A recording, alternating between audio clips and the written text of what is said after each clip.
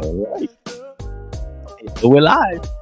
We're live. Yeah. Everyone, thank you so much for joining today. I'm so excited to have this conversation. We got a wonderful guest who I'm going to introduce in a few minutes.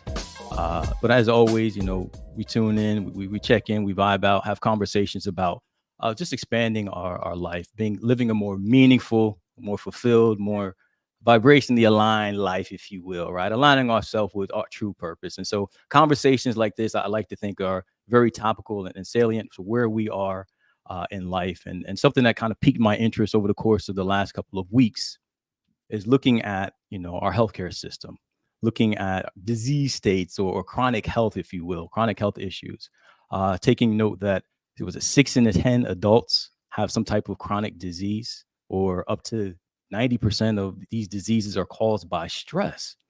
And so just understanding that by and large, there's a lot of issues as it relates to being in balance and having a sense of total well-being. And so I'm grateful today to have a conversation with someone who has a tremendous amount of experience in terms of uh, being a well-being coach, being a Ayurvedic teacher, practitioner as well. I'm going to read her background just so that I don't miss anything. But just for starters, so Armenia, she was originally from Brazil. She's first discovered the transformative power of meditation during one of her multiple relocations across the country and overseas. And for over a decade, she has been sharing her knowledge and expertise as a Chopra scholar. She's been teaching meditation, yoga, Ayurvedic lifestyle, and coaching students across the United States. Upon receiving her Chopra certifications, Armenia opened a wellness boutique in Greenville, South Carolina, helping to bring Deepak Chopra's methodologies to those seeking to find balance in their mind, their body, and their spirit. She's a program consultant at Chopra, and she's also dedicated the last 7 years to guiding others on their transformative journeys, and has enjoyed inspiring others to discover their passion for teaching, for coaching, and embarking on their own path of personal growth and self-discovery. She's recently gained a health coach certification, which specializes in gut health and hormone health, combining her knowledge in mental, physical, and spiritual health to help support growth and transformation. So I wanted to get all of that out just to establish her background. She's fantastic. She's helped me in terms of, my certification for meditation, and she's inspired so many people. So welcome, Armenia Gary, to the show. Blessings to you. Thank you so much, Andre, for having me here, for inviting me to share this beautiful knowledge of mind, body, and spirit, which is really my passion. As you mentioned, sounds like a lot, but really just means I am a forever learner. and I Absolutely. and I just love to learn, and it never stops. So I'm always finding ways to continue that growth. And today here sharing, Ayurveda, mind, body, spirit makes me feel very honored to be on this stage with you. So thank you. Absolutely. An honor is all mine to have you here. So let's dive right in, because I know Ayurveda to some people may be unfamiliar, or for some it may have a base level understanding. But let's jump in and understand, I guess, what is Ayurveda? What are some of the fundamentals of Ayurvedic philosophy? Yeah, so Ayurveda is interesting because when you mentioned Ayurveda, first, a lot of people can't pronounce Ayurveda, so there's a lot of confusion there. Facts. So let's break down that word first. So Ayus simply means life in Sanskrit, and Veda means wisdom. So putting it together, Ayurveda simply stands for life wisdom. So wisdom of life there. And when I was first introduced to Ayurveda, I had never heard of Ayurveda. It was through Chopra, through my meditation journey, that I encountered Ayurveda. And what stood out for me first when someone said Ayurveda, what is this? It's life's wisdom. Was this is the wisdom that I heard growing up. I grew up in Brazil, so a third world country, and with that, a lot of ancient wisdom has stayed with my family, with my grandparents, aunts, uncle, cousins. So when I started to explore Ayurveda, to me, it just seemed like the common sense that I had learned growing up Mhm. in Brazil and the things that my grandmother used to tell me. And all of a sudden, I woke up and I thought, wow, my grandma did know something about what she was what she was telling. So that's what Ayurveda means personally to me. It means bringing this wisdom, this traditions that some of us might have heard growing up, and that knowing that they have a place in today's society, Mhm. and that now we have research even to show Mhm. that they have a place in today's society. But if you want to talk in more technical terms, besides just being wisdom of life, I like to Ayurveda also like to think of it as mind, body, environment. Okay.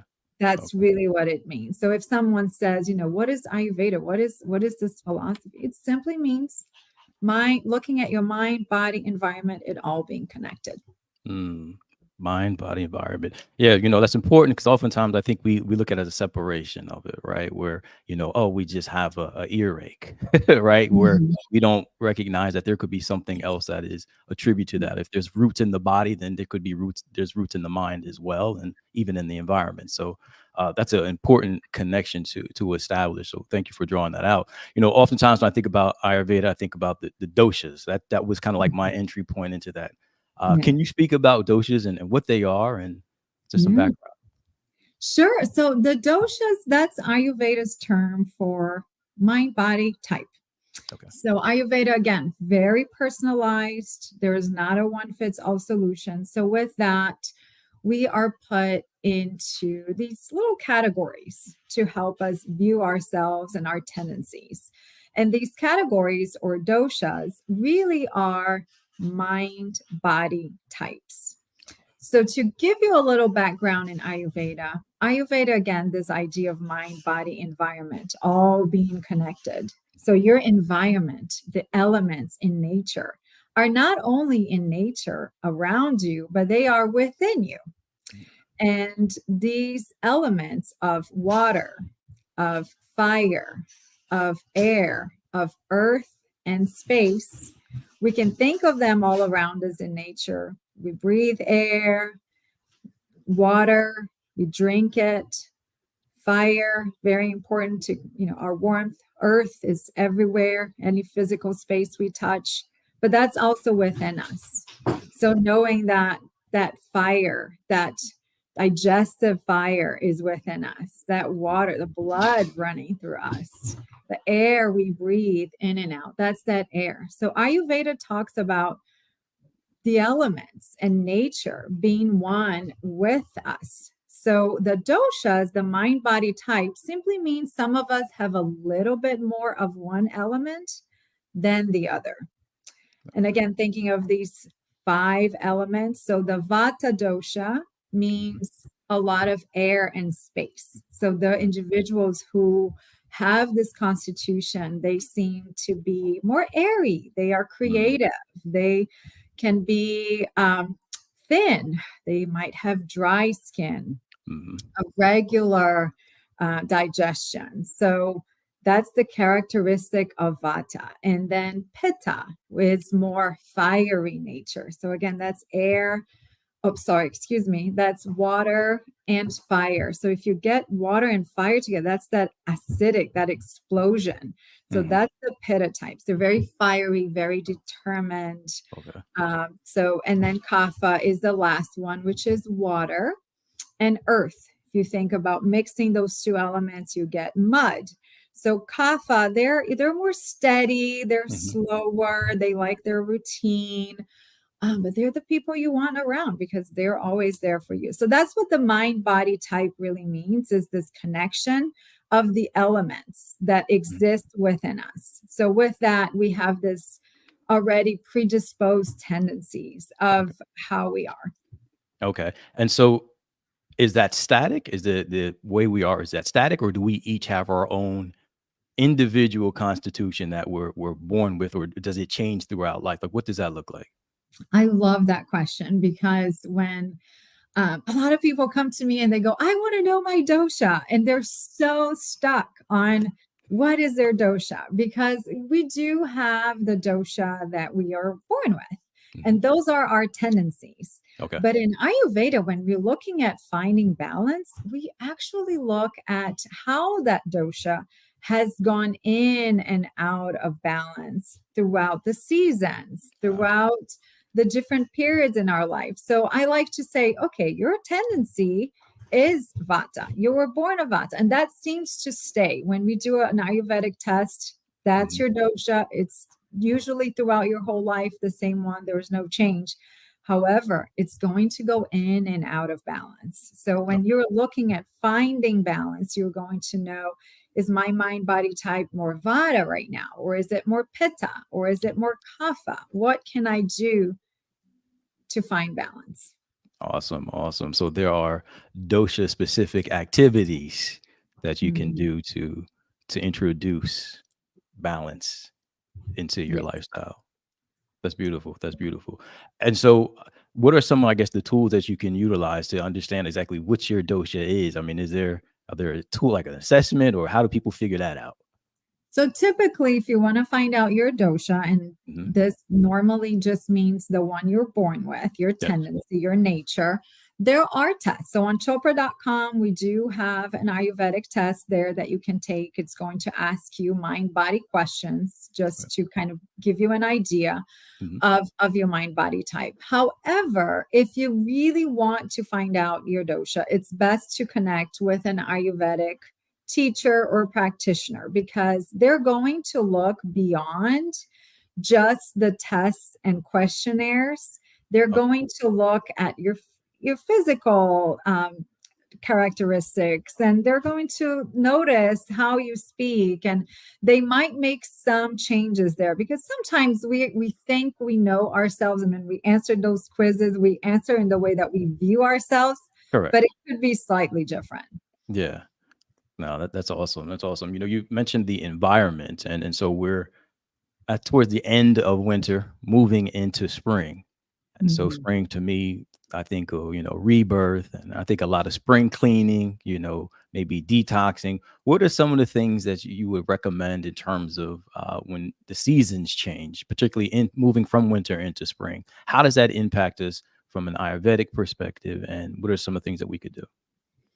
So, I mean, I this is like great timing, because Ayurveda does have seasonal doshas. Mhm. And so we in the winter dosha, remember I said vata is more of that dry, that cold, Mhm. that air and space element, which is the winter dosha. So we've all been kind of in a period of vata now, and we're about to enter the rainy season, spring, which is more of that kapha season. So water and earth are the dominant features coming up. So looking at spring, you want to continue to bring some of warming qualities into your day, because both vata and kapha have this coldness to their nature. But Yeah. you want to think of lighter things. In Okay. the vata season, right? We wanted to ground, we wanted to feel warm, we wanted Mhm. to bring everything that we could so we could feel safe and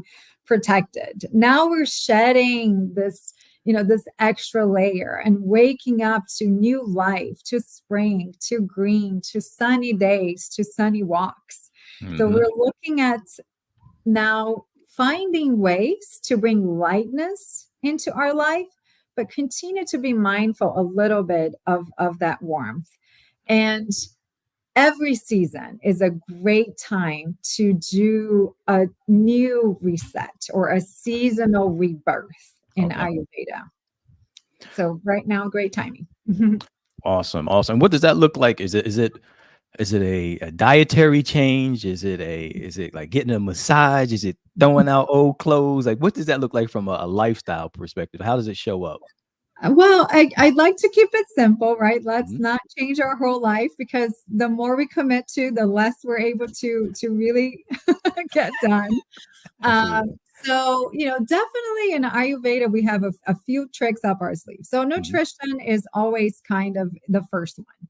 And that's where It's the reset it would start. So with that, again, looking at lighter foods. So Okay. shifting from eating these warmer foods that we tend to eat in the winter, like stews and soups and like grains and things that are heavier, to a lighter diet. So committing to bringing a little bit of fresh vegetables. Always seasonal eating is what Ayurveda calls. So the spring is time for asparagus, strawberry.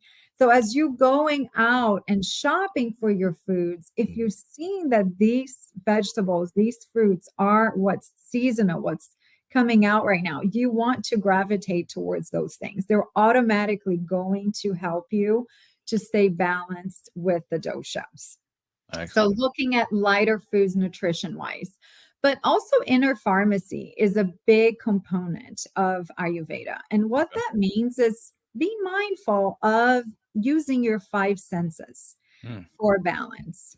And what that looks like, for instance, in the spring is maybe now it's warmer. You can go sit outside if you have an opportunity, if you have a grassy area, Hmm. to place your feet on the ground and ground. So you're getting all that sensory healing there. You're getting warmth from the sun. You're getting some of that vitamin D. You're getting grounding energy from nature. And you're breathing the fresh air and really allowing yourself to just be immersed in nature, which is what Ayurveda really calls for. In the spring, we also want to bring in the colors that help to balance this season. And green, it's a beautiful pacifying color here Hmm. when you go into nature. Again, just being surrounded by trees and being part of nature, communing with nature, which is available in the spring with the warmer weather, is kind of my number two recommendation. Food, you start there, Hmm. and then you just, try as much as you can to do nature. And then my third one, which is Hmm. third, not because it's least important, because it's the always ever present Ayurvedic balancing tool, is doing some type of mindfulness or meditation, Okay. which is, spending your time within yourself, allowing your mental capacity to just be filled with vibrant, beautiful energy. Mm. Mindfulness. That's right up my alley. I love the meditation component. I absolutely love it. And I love the words inner pharmacy. That's the first time I heard that. That's beautiful. That's Yeah. beautiful.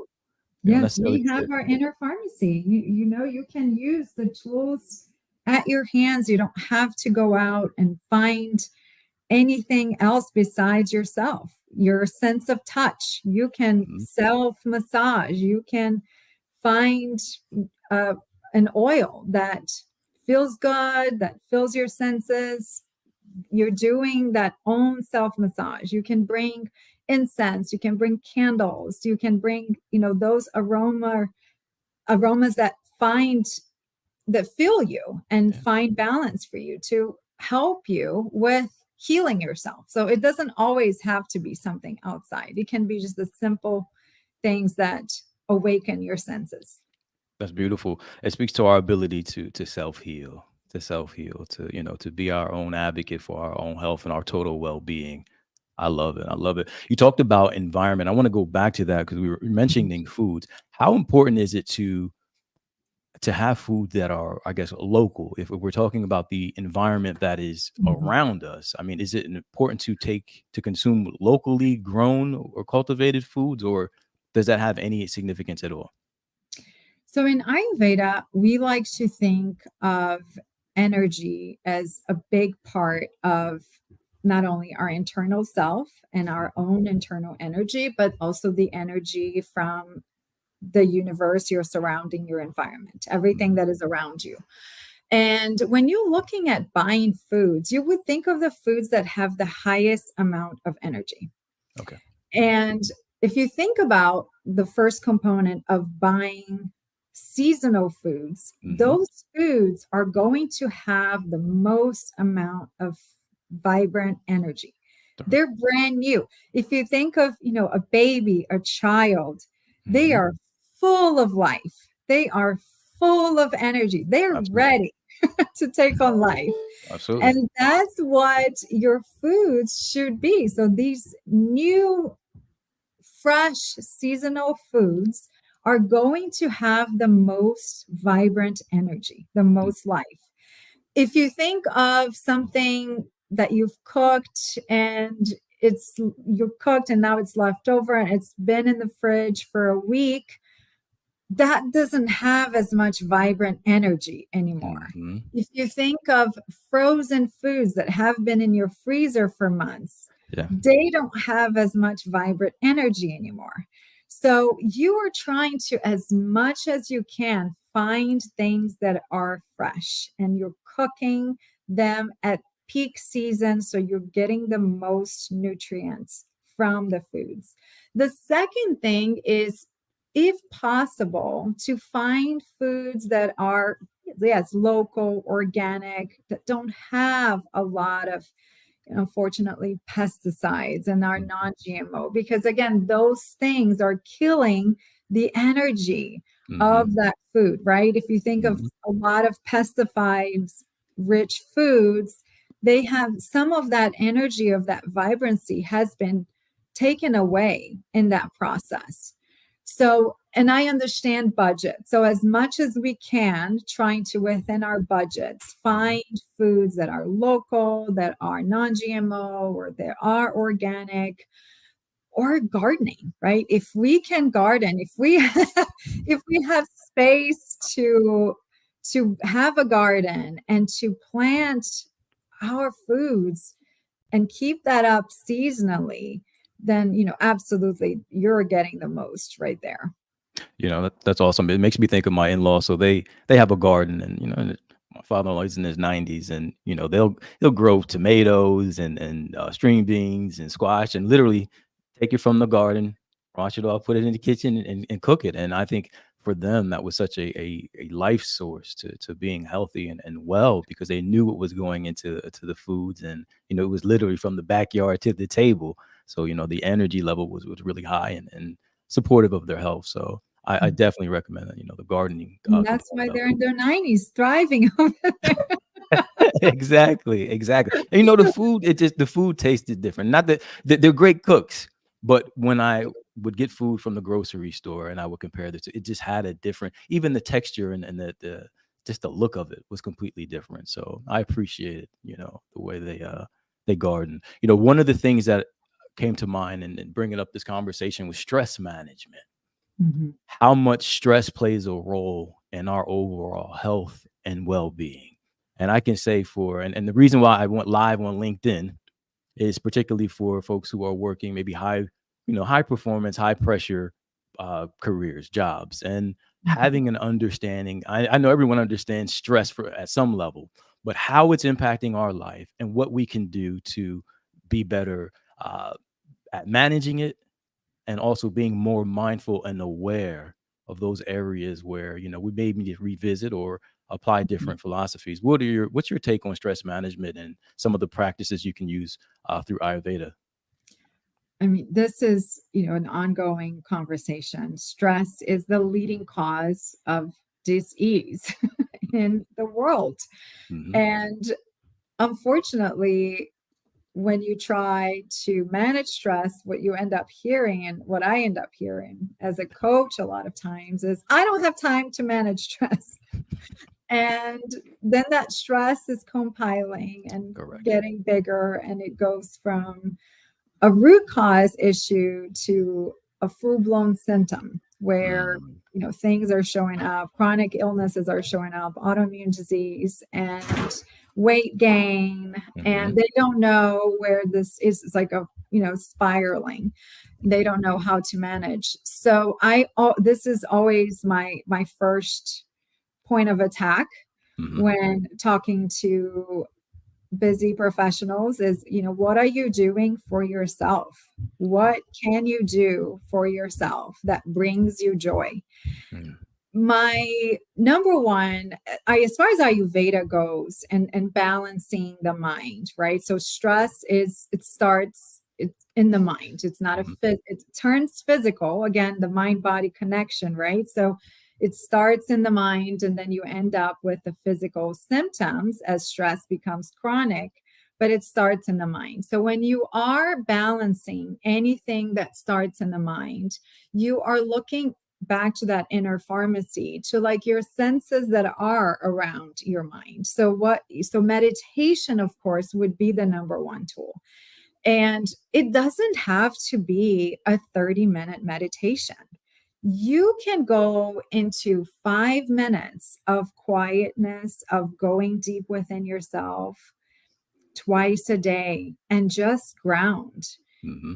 Most of us can take 5 minutes early in the morning or at the end of the day, or maybe a break between meetings where we just close our door, close our eyes, just breathe. There's nothing more to it. You are simply breathing and grounding and connecting. So that will always be the first. Mm-hmm. Now, again, thinking of these senses around here. So breathing, right? So breathing techniques in Ayurveda, we have wonderful breathing techniques that one can use to simply ground and lower your blood pressure and just come back to to just an easy state. Aromatherapy. So again, it's the senses around here. So having an aromatherapy doesn't have to be any big ritual that you do. It can be as simply as the hand soap that you choose, that you are, washing your hands several times a day, has that maybe sandalwood, lavender smell that helps you when you go in that moment to just inhale that, and that inner pharmacy starts to work for you. Like you're just there. Surrounding also the visual, right? Surrounding yourself, your office, with things that are visually calming for you. So Mm-hmm. water is huge. Water is very calming, is a soothing element. So with that, if for those of us who are busy that tend to get a little irritated throughout the day, having water sounds or a water fountain, something there that brings that calmness can really help.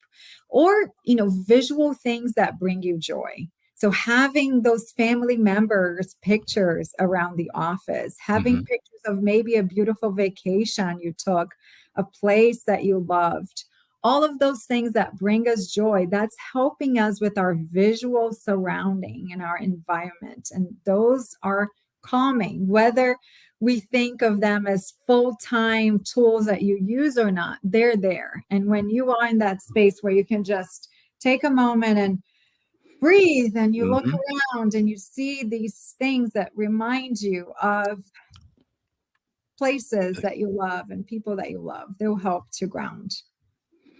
I love that. What you're referring to me, it sounds like two components, right? The consumption of things and the digestion of it, right? Like kind of Mhm. being able to, you see a beautiful picture, and then how we process that, right? Mhm. And then the end result would be a different feeling. And it goes back to that mind body connection, right? And making sure that we're very mindful and aware of what we're consuming and how we digest it Mhm. and how we digest it. And that shows up in every aspect of our life, I believe. I think Mhm. sometimes we may partition our home life away from things at work. But to your point, I mean, being able to just have a fountain in your office, right? The way that you are able to perceive that, and the effect of it on your mind and your body, put you in a more relaxed state, in a more Yes. calm state. So that's a beautiful. Absolutely. And thank you for tying that all back together, Andre, because that's exactly what Ayurveda is saying, is the mind body environment. So if you think about, if you're going to bed and you're watching a violent movie, that image Yeah. is going into your brain and is being processed and digested. And when you are asleep, trying to get your RPMs, that's being digested and processed, and that is going to wake you up. Mhm. So at 2, 3 o'clock in the morning, when you wake up at that time that a lot of people tend to wake up, it's because it's that processing has begun, and now it's Mhm. affecting how you feel, and you don't even know. And then you might think, gosh, I have this insomnia. I have this beautiful routine. I Yeah. eat early. I put lavender by my pillow, but you might be, watching something or reading a book that when you were digesting it overnight, Hmm. it just wasn't as a smooth of a digestion. So it woke you up. So it's definitely always that exchange. And then we'll show up physically because the next day you're tired. Yep. The next day you're not showing up 100% at work or, for your family. You don't have the energy because you didn't sleep well. And that goes the cycle of how the environment can really affect you mentally and physically and vice versa. Yeah, that's so important. The practice, whatever you do before you go to sleep, that time between, when you lay in the bed and you doze off, to me is so important. Right. So I sit down and I'll write my journal, I'll write my intentions, or I'll write, if I need to forgive someone or myself, I'll write that down in the journal, right? Just to get that Mhm. off of my mind. And Mhm. then, for me, I had to take my TV out of my bedroom. Like that was so and I remember I used to be guilty of that when I was young. When I was in my 20s, I used to love to fall asleep to Sports Center.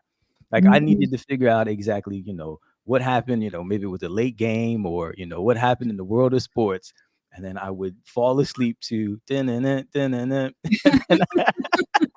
but I'd have my timer set, right? And so then I would wake up Yeah. in the morning and I would plug right back in. And I wouldn't even Mhm. give my brain a chance to kind of just get a rest. And Yes. I would continuously, do these same behaviors. And I found myself before, checking social media. I know that's a big thing that people typically do in Yes. the morning. First thing in the morning, grab their phone, see what happened, and getting plugged in, not giving Yeah. yourself the space to kind of to Yes. be and allow your body to heal and to rest. So thank you for bringing that out. Yeah, I had a question though. So you mentioned waking up at 2 or 3 in the morning. What is Mhm. the significance of that? So again, the doshas, we Hmm. talked about them being seasonal. Hmm. There's also the circadian rhythm, right? So that Correct. 24-hour, it also is dominated by the doshas. So the 2 to 6 a.m. time is the vata dosha. So Okay. that's the time to to wake. So staying in rhythm with that 24 hours rhythm of nature is very important. You actually want to wake up around 6 a.m. as that vata energy is finishing because that will give you the most alertness. Because then after that, you entering kapha time. So if you think about someone who sleeps in to 8, 9 in the morning, they wake up tired. Yeah. They already wake up kind of sluggish. They are waking up right in the middle of kapha time. And then Hmm. pitta time is that middle of the day, the fiery time where, again, it's the best time to have your biggest meal Hmm. because your digestive fire is at its all time peak. Okay. And in Ayurveda, we always say, try to have your biggest meal for lunch, which is the case with a lot of international cultures, including my own. In Brazil, we've always had lunch be our big meal, and dinner is kind of like a little snack that we have. I know in the United States, it's kind of flipped. A lot of Uh, people just have, a eat. small lunch and then big dinner. But that Absolutely. time in the middle of the day where your digestive fire is at its all-time high is the time to have that biggest meal. And then from 2 to 6 in the afternoon, that's Vata time again. And that again is why it can become like that stressful time of the day. We're trying to finish our day, lots happening here. Um, Trying to get home and traffic. And then again, it goes back to kapha, Mhm. 6 p.m. to 10 p.m. So you want to be asleep in that time. So getting to bed by 9:30, 10 o'clock will give you the ability to have optimal sleep because you're literally shutting down as the environment around you is shutting down. So very important to kind of stay there. But yes, the middle of the night is Vata time. That 2, 3 a.m. is Vata time. So if there's a lot lingering in your mind and you haven't detoxed your emotions like you do, Andre, which is mentioning that you journal and that you let go of everything that happened in the day, that's another Ayurvedic tool that we recommend. It's emotional release. very important. So if you didn't have your emotional release, you didn't have maybe the stress release by meditating or doing something that helped you to ground, you were going to go to sleep. And when Vata time comes, you're just going to be alert. And that's going to be really hard to go back to sleep. Mm. See, this is stuff we need to learn because it affects every aspect of our life, right? So if we need a good night's rest because we got, maybe, important meetings that we have to attend to and be present and be alert, we go to bed with that stuff on our minds, and that impacts how we show up the next day in all aspects of life. I mean, that it's critical. It's critical to understand that from a personal perspective, a business perspective, from all different dimensions. Thank you for sharing that, folks. If you're waking up at 2 or 3 in the morning, just get yourself a good. First of all, go to bed at 9:30. It's funny because I recently started going to bed like around 10 o'clock. Before, I like to get in the bed like around 11, maybe on a late night 11:30. But I feel so much more rested when I get in the bed earlier. But I had to incrementally adjust. Like I do Yes. better in smaller increments, and they last. Changes last. So I started moving it back a half hour, and now it sticks. So thank you for those tidbits of Yeah. wisdom. Get some good sleep by writing it down. Yes, and it's so important. Sleep is another factor as we come into stress management. That sleep is huge. So really trying to get those 7 to 8 hours of sleep, if you can, is vital to helping to reduce stress. Yes, sleep. I love sleep. It's one of my favorite things. So my friends, my family, they know, don't make super late plans. Come 9:30, I am saying goodbye. I am going into my routine and I am tucked in and in bed by 10. It's important because I have my tools that I have prioritized, and I am in a busy work life, not only work life but family life. I have 3 teenagers, or one young adult. My oldest is a sophomore in college now, and I have a 17 and 16-year-old boys at home. So they take a lot too. And for me, when I ask myself, what is the best way that I'm going to show up at work tomorrow and guide people into this wellness life, I need to show up energized and present. And the same for my children. How am I going to show up, for them? I need to be an energized and ready mom to support. So doing these little, routines and sleeping and grounding are, just very important. That's so important that you said that. As a parent, one of the things I was always mindful of is, how am I showing up? Work is one way. How am I showing up at home? If I give my best at work, I come home, I got to do the same, right? But I also have to take care of me in the Yeah. process of that, being balanced. And I said, if I'm staying up to 11:30 at night, and I'm, at some of that time, I'll be tired because I hadn't taken a nap, or maybe I hadn't meditated, right, to kind of just reset the day. And so in the evenings, I could be grouchy or impatient. I'm like, no, first of all, I need to go to bed earlier, right? Get more sleep. Second of all, I need to take time for myself throughout the course of the day and do a reset, so that when I go home, I'm still, I'm in a very balanced and harmonious way, not feeling frustrated or, carrying that energy from work into home. So having that time, that space, giving myself that space, that I need to show up is so vital and important. So thank you for calling that out. Yes, yes. Do you have to take care of yourself first? That's the only way you're going to show up your best self for everyone else. That's exactly it. That is exactly it. Armenia, this has been an awesome conversation. I absolutely appreciate the pearls of wisdom you've given us. I feel like we can walk away from here having just small little things that we can do to restore balance and understand total well-being. Before we hop off, are there anything that you're working on, or anything that you want to draw our attention to around health and wellness? Well, I just for me is a lifelong work of just helping to find balance. So for me, it's the message that is so important. And I think the message to those who are busy and working and in the corporate, world that we can all just find ourselves lost in. So I think more important than anything that I'm working on, it's just reminding you. I know we've talked about it for the last few minutes, but reminding you that you need to honor yourself. You need to honor your best self and take the time to listen Hmm. to your physical person, your mental person, your spiritual person, and connect to those little subtle hints that we get throughout the day. So incorporate some of these things that resonated with you in your day-to-day life. Again, it doesn't have to be you're getting a garden in your backyard tomorrow, but it could be Exactly. trying to be more mindful of what you're buying. It could be taking a 10 to 15-minute walk after lunch at work. It could be taking off your socks when you get home and sitting outside for 5 minutes, or maybe just not watching anything violent before you go to bed. So, whatever it was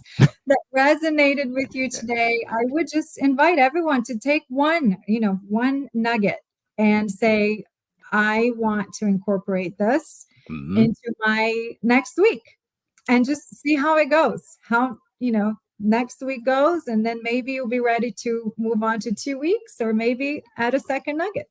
That's it. That's it. And listen, that's a perfect segue for those who are interested in learning more about Ayurveda and becoming a Ayurvedic health coach or anything along those lines. You can go to IIN and learn more about the programs, about health certifications. Of course, I have a special code in the description that you can also use for percentage off.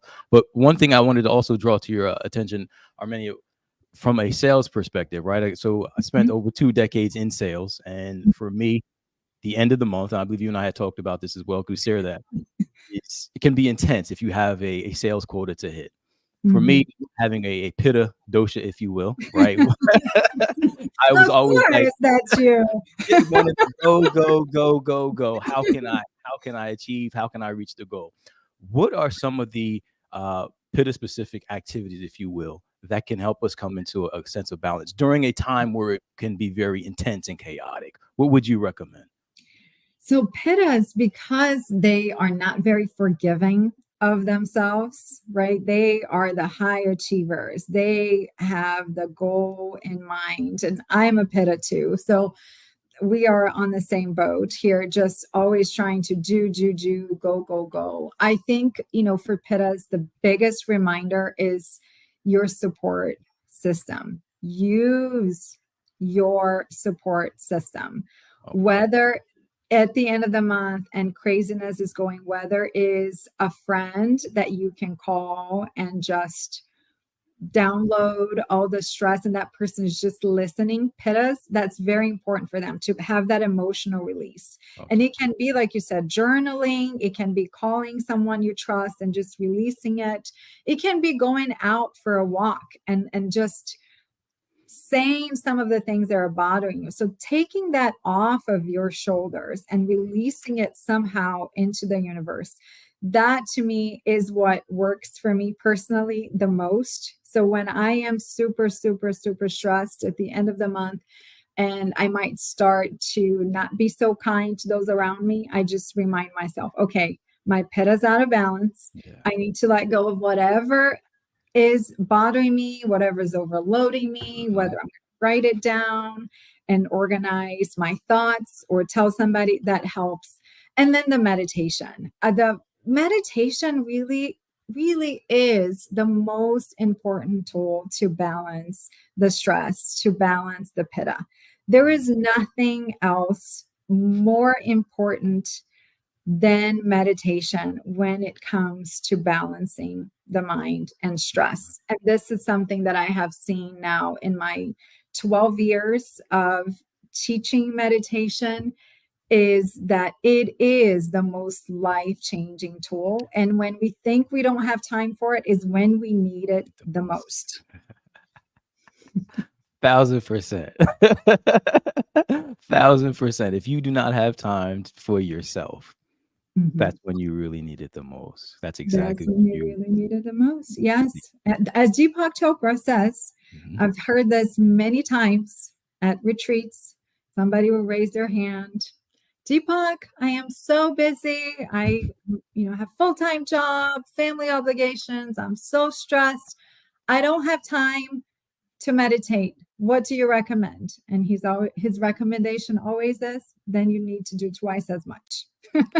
That's if you're it. if you thought once a day, do it twice a day. If you thought twice a day, it's 4 times a day. You need it the most. That's it. Meditation is critical. And I'll also add to that, I'll say gratitude. That in Mhm. those moments when things are very intense, I think we tend to, you know, our ego would focus on the negative aspects of life or things that may not Mhm. be going according to our plans. But being able to meditate and for me tap into a sense of gratitude. What am I grateful for in my Yeah. life? That keeps my vibes up. That keeps me, just focus on that life is good and not take things so serious Mhm. all the time. I think that Yes. that helps me out as well. So Yeah. Very much. beautiful. Gratitude is everything.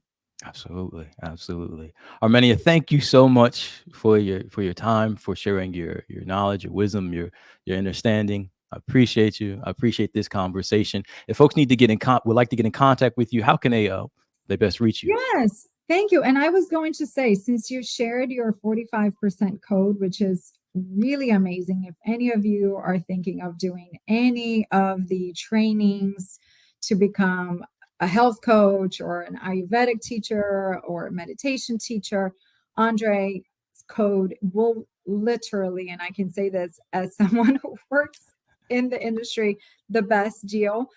So definitely take advantage of that. If you want to talk through logistics, I am happy to connect with any of you and honor Andre's referral. So that's, if you have a face like that you're meeting today and you want to bounce off ideas and tell me about your journey, I would love to help.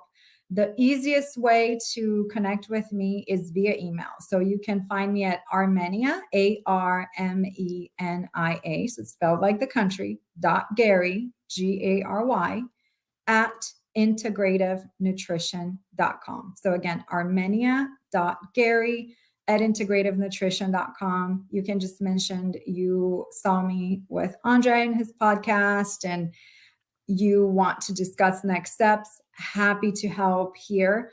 You can also find me on Instagram, Armenia Gary, with just an extra Y. And there you can find anything that's related to my personal coaching. If you want to talk about, what is your dosha, find any of that, I'd be happy to help as well. Fantastic, fantastic. And I can personally attest to Armenia signed me up with the Chopra meditation teacher program, which was amazing. She's just a wealth of knowledge and information and can guide you in the right direction, depending on what you're interested in. So fantastic, fantastic. Armenia, thank you so much. I appreciate you. Folks that are watching, keep plugged in, stay plugged in. I appreciate you. And I look forward to the next time. We have really good conversations coming up this month. So continue to tap in, and I'll catch up with you on another one. Take care. Ashe.